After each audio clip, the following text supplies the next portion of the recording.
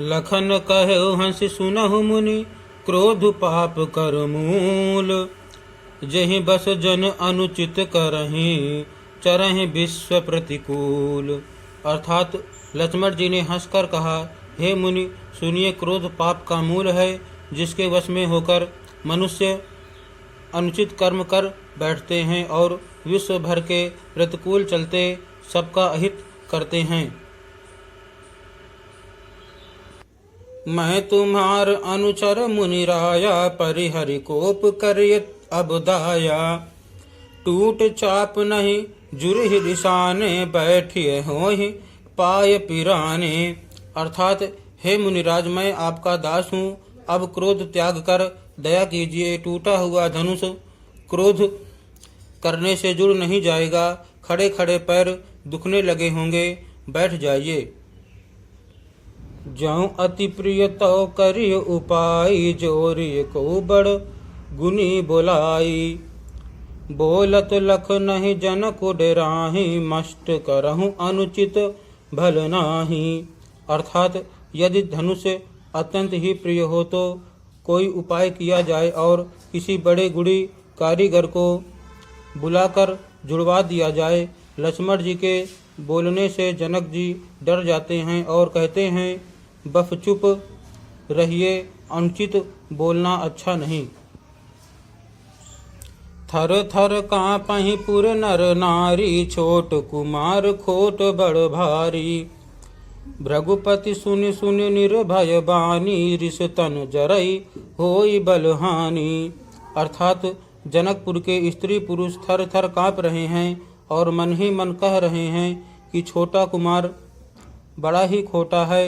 लक्ष्मण जी की निर्भय वाणी सुन सुनकर परशुराम जी का शरीर क्रोध से जला जा रहा है और उनके बल की हानि हो रही है, उनका बल घट रहा है। बोले राम ही देई निहोरा, बचऊं बिचारी बंधु लघु तोरा। मनु मलिन तनु सुंदर कैसे, बिसरस भरा कनक घटु जैसे। अर्थात तब श्री रामचंद्र जी पर एहसान जानकर परशुराम जी बोले, तेरा छोटा भाई समझकर मैं इसे बचा रहा हूँ। यह मन का मैला और शरीर का कैसा सुंदर है, जैसे विष के रस से भरा हुआ सोने का घड़ा। सुनि लक्ष्मण बिह से बहुरी, नयन तरे रे राम। गुरु समीप गवने सकुचि, परिहरि बानी बाम। अर्थात यह सुनकर लक्ष्मण जी फिर हंसे। तब श्री रामचंद्र जी ने तिरछी नज़र से उनकी ओर देखा, जिससे लक्ष्मण जी सकुचाकर विपरीत बोलना छोड़कर गुरु जी के पास चले गए।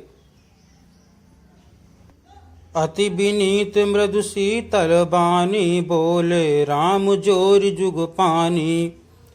सुनहु नाथ तुम सहज सुजाना, बालक बचनु करिय नहीं काना। अर्थात श्री रामचंद्र जी दोनों हाथ जोड़कर अत्यंत विनय के साथ कोमल और शीतल वाणी बोले, हे नाथ सुनिए, आप तो स्वभाव से ही सुजान हैं, आप बालक के वचन पर कान न कीजिए, उसे सुना अनसुना कर दीजिए। बर रहे बालक एक सुभाऊ, इनहि न संत विदु सहि काऊ।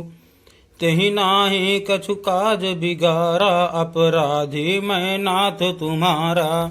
अर्थात बर्रे और बालक का एक स्वभाव है, संत जन इन्हें कभी दोष नहीं लगाते। फिर उसने लक्ष्मण ने तो कुछ काम भी नहीं बिगाड़ा है, हे नाथ आपका अपराधी तो मैं हूँ।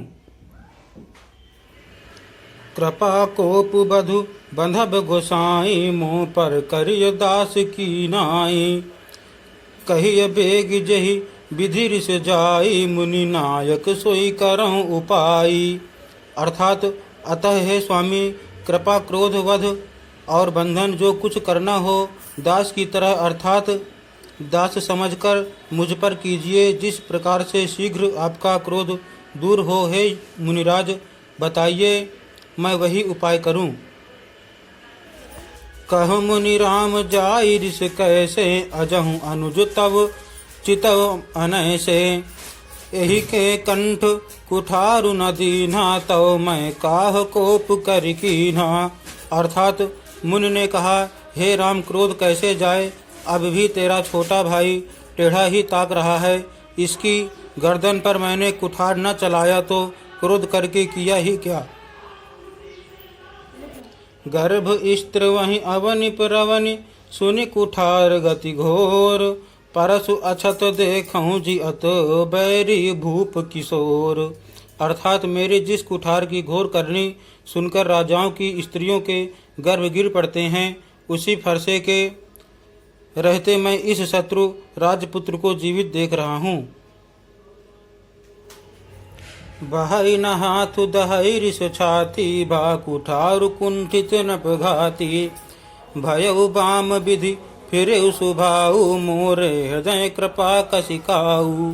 अर्थात हाथ चलता नहीं, क्रोध से छाती जली जाती है।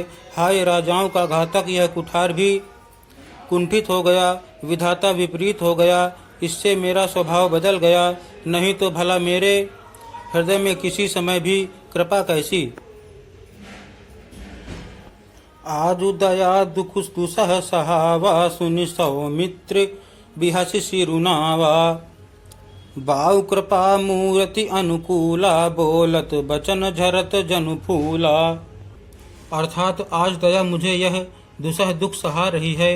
यह सुनकर लक्ष्मण जी ने मुस्कुराकर सिर नवाया और कहा, आपकी कृपा रूपी वायु भी आपकी मूर्ति के अनुकूल ही है। वचन बोलते हैं मानो फूल झड़ रहे हैं।